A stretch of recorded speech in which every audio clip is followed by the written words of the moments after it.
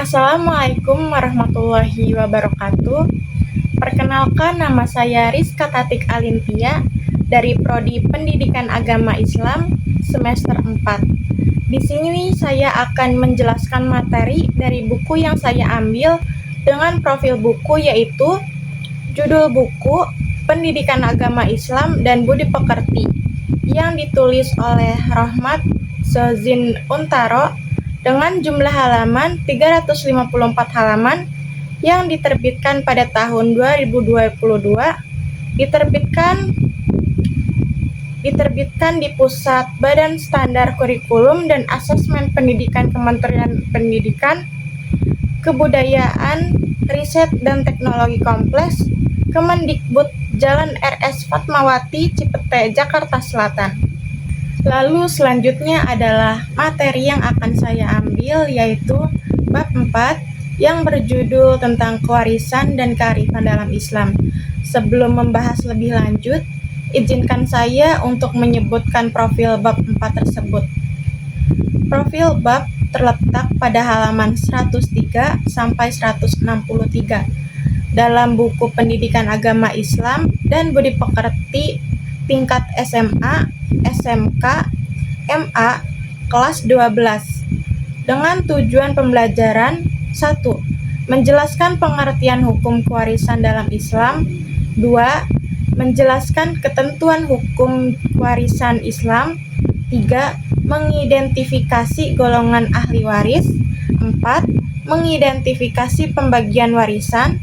5. Menghitung cara pembagian harta waris. Dan yang keenam, mengambil hikmah dampak pembagian harta waris. Ilmu kewarisan adalah ilmu untuk mengetahui orang yang berhak mendapatkan harta waris, kadar pembagian, dan tata cara pembagian yang ditinggalkan oleh mewaris atau pewaris. Istilah-istilah khusus menyebutkan: yang pertama, mewaris adalah orang yang meninggal dunia dan meninggalkan harta yang akan dibagikan kepada ahli warisnya. Jadi, mewaris itu adalah pemilik harta yang diwariskan. Yang kedua, tirkah. Tirkah adalah semua harta dan kewajiban yang ditinggalkan oleh orang yang meninggal. Jadi, tirkah itu mencakup harta peninggalan seperti uang, rumah, tanah, dan lain-lain, utang-utang yang belum dibayar, dan kewajiban lainnya seperti zakat dan wasiat. Tirkah inilah yang nantinya akan diselesaikan dan dibagikan kepada ahli waris. Yang ketiga, ahli waris adalah orang-orang yang berhak menerima bagian dari harta peninggalan seseorang yang sudah meninggal. Yang keempat, hijab atau mahjub. Hijab artinya penghalang. Dalam konteks warisan, hijab kondisi yang membuat seseorang terhalang mendapatkan warisan karena ada ahli waris lain yang lebih dekat hubungannya dengan orang yang meninggal. Mahjub. Mahjub adalah orang yang terhalang atau tidak mendapat warisan karena terkena hijab tadi. Ketentuan kewarisan Islam. Warisan adalah segala sesuatu yang ditinggalkan oleh orang yang sudah meninggal, baik itu berupa harta maupun benda, yang akan dibagikan kepada keluarganya atau ahli waris yang masih hidup, berhak mendapatkan warisan tersebut dengan ketentuan syariat Islam. Pembagian harta warisan di dalam Islam dilakukan secara adil. Ahli waris laki-laki mendapatkan lebih banyak warisan dibandingkan ahli waris perempuan. Kenapa? Karena laki-laki itu perlu bertanggung jawab secara finansial. Lebih besar laki-laki diwajibkan menafkahi keluarganya, istri, anak, bahkan kerabat perempuan jika perlu. Perempuan tidak dibebani kewajiban ini. Kedua, perempuan tetap memiliki hak penuh atas hartanya. Warisan yang diterima perempuan sepenuhnya miliknya sendiri, tidak wajib digunakan untuk kebutuhan rumah tangga. Ketiga, pembagian warisan mengikuti prinsip keadilan, bukan kesetaraan mutlak. Islam membedakan peran dan tanggung jawab dalam keluarganya dan masyarakat, lalu menyesuaikan pembagian harta berdasarkan itu. Hal ini terdapat di dalam surat An-Nisa ayat 7. Harta peninggalan dan harta warisan. Harta peninggalan adalah semua barang, uang, dan aset yang ditinggalkan oleh muwaris. Harta ini bisa berupa rumah, tanah, kendaraan, tabungan, perhiasan, serta barang berharga lainnya. Sebelum harta warisan dibagikan, perlu dilakukan biaya perawatan jenazah, pelunasan hutang, dan wasiat. Harta warisan adalah harta bagian dari harta peninggalan yang sudah dibersihkan dari hutang dan kewajiban, lalu dibagikan kepada ahli waris. Harta warisan ini adalah sisa setelah semua kewajiban seperti hutang, wasiat, dan biaya pemakaman sudah dilunasi. Dengan kata lain, harta warisan adalah harta yang memang diperuntukkan untuk dibagi sesuai aturan kepada orang-orang yang berhak menerimanya. Sebab-sebab terjadinya kewarisan. Orang yang menerima warisan yaitu: yang pertama, hubungan darah. Ahli waris biasanya adalah keluarga dekat yang memiliki ikatan darah dengan orang yang meninggal, seperti anak, orang tua, atau saudara kandung. Karena hubungan keluarga ini, mereka berhak menerima warisan. Yang kedua, hubungan perkawinan. Suami atau istri dari orang yang meninggal juga termasuk ahli waris, karena adanya ikatan pernikahan yang sah. Yang ketiga, memerdekakan budak dalam Islam. Memerdekakan budak bisa menjadi sebab seseorang mendapatkan hak waris, terutama jika budak tersebut sudah bebas dan dianggap sebagai bagian dari keluarga yang sah. Yang keempat, sesama muslim. Kewarisan hanya berlaku di antara sesama muslim. Orang yang meninggal dan ahli warisnya harus beragama Islam agar hak waris tersebut berlaku. Jika ahli waris tersebut bukan muslim atau non-muslim, dia tidak bisa mendapatkan warisan tersebut menurut hukum Islam. Lalu, ada sebab seseorang terhalang menerima warisan, yaitu yang pertama, seorang budak. Dalam surat An-Nahl ayat 75 yang disebutkan tentang perbedaan kedudukan manusia termasuk budak.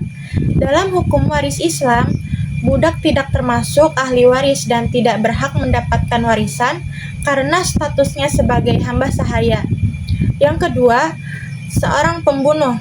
Orang yang dengan sengaja membunuh pewaris tidak berhak menerima warisan tersebut dari korban pembunuhan itu. Tindakan pembunuhan dianggap sebagai penghalang hukum yang membatalkan hak warisnya. 3. Seorang murtad dan kafir. Ahli waris yang keluar dari agama Islam atau beragama Islam selain Islam itu disebut kafir, tidak berhak menerima warisan menurut hukum Islam, karena kewarisan hanya berlaku bagi sesama muslim. Golongan ahli waris. Ahli waris berjumlah 25 orang, 15 orang dari pihak laki-laki dan 10 orang dari pihak perempuan. Jika dari 15 pihak laki-laki tersebut masih hidup semua, maka yang mendapatkan hak waris hanya 3 orang, yaitu ayah, anak laki-laki, dan suami. Sedangkan jika dari 10 pihak perempuan tersebut masih hidup semua, maka yang mendapatkan hak waris hanya 5 orang, yaitu istri, anak perempuan, cucu perempuan dari anak laki-laki, saudara perempuan sekandung, dan ibu. Tetapi jika 25 orang tersebut masih hidup semua, maka yang mendapatkan hak warisan hanya 5 orang, yaitu suami atau istri, ayah, ibu, anak laki-laki, dan anak perempuan. Ahli waris zawil furud dan syahabah. Waris zawil furud adalah ahli waris yang bagian warisannya sudah ditentukan secara pasti oleh Allah dalam Al-Quran dan hadis. Jadi, mereka mendapatkan bagian yang tetap seperti 1/2, 1/3, atau 1/6 dari harta peninggalan tergantung pada siapa saja yang masih hidup saat pewaris meninggal. Misalnya, jika seorang suami meninggal dan tidak mempunyai anak, sang istri otomatis mendapatkan 1/4 bagian harta warisan. Lalu, asobah. Asobah adalah ahli waris yang tidak mempunyai bagian tetap. Mereka hanya mendapatkan sisa dari harta setelah zawil furud mendapatkan bagian mereka. Jika tidak ada zawil furud, maka asobah bisa mewarisi seluruh hartanya. Misalnya, jika seseorang meninggal dan hanya meninggalkan anak laki-laki, maka anak laki-laki itulah yang akan mewarisi seluruh hartanya sebagai asobah. Hijab dan mahjub. Hijab dalam ilmu waris artinya penghalang. Maksudnya adalah suatu keadaan di mana seorang ahli waris tidak bisa mendapatkan warisan karena ada ahli waris lain yang lebih dekat hubungannya dengan pewaris. Jadi, walaupun seseorang mempunyai hak dalam waris, dia bisa terhalang karena ada orang lain yang lebih berhak. Mahjub. Mahjub adalah orang yang terhalang mendapatkan warisan karena terkena hijab. Jadi, mahjub itulah orangnya. Adat dan warisan. Menurut hukum adat, ahli waris adalah mereka yang paling dekat dengan generasi berikutnya. Ada persamaan dan perbedaan di antara adat dan warisan. Persamaannya yaitu A. Waktu pembagian dikurangi biaya pengurusan jenazah. B. Ahli waris laki-laki 2 kali lebih besar dibandingkan ahli waris perempuan. Lalu perbedaannya yaitu yang pertama, harta yang diperoleh sewaktu hidup dari orang tuanya. B. Anak angkat berhak menerima warisan sedangkan dalam hukum Islam tidak berhak.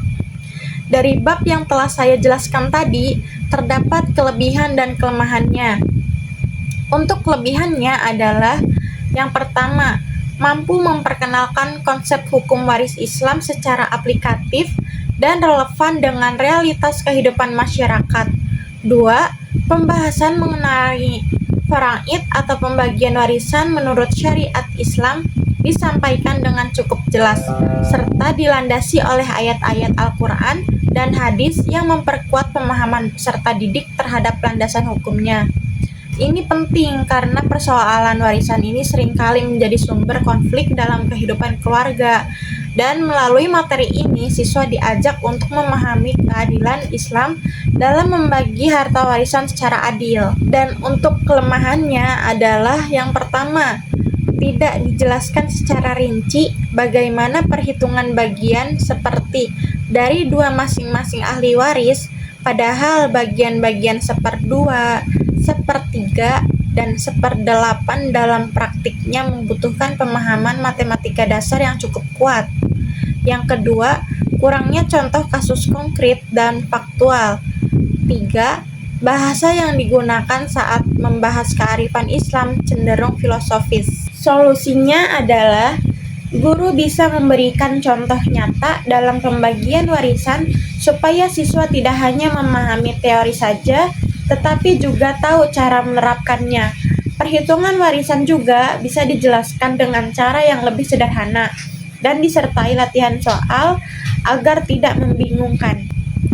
Jadi kesimpulannya adalah bab ini menjelaskan mengenai hukum kewarisan dalam Islam yang bertujuan untuk menjaga keadilan dan keteraturan dalam pembagian harta peninggalan. Ilmu waris dalam Islam menetapkan siapa yang berhak menerima warisan, kadar pembagian, serta tata cara berdasarkan Al-Quran dan hadis. Pembagian harta warisan berdasarkan hubungan darah, perkawinan, dan pembebasan budak dengan memperhatikan adanya penghalang atau hijab. Selain itu, materi ini juga membahas perbedaan antara hukum waris Islam dan adat, serta pentingnya menyelesaikan sengketa warisan agar tidak menimbulkan konflik dalam keluarga. Sekian, terima kasih. Saya pamit undur diri. Mohon maaf jika ada kekurangan dan kesalahan dalam berkata. Semoga materi yang saya bahas ini bisa bermanfaat untuk kita semua. Wassalamualaikum warahmatullahi wabarakatuh.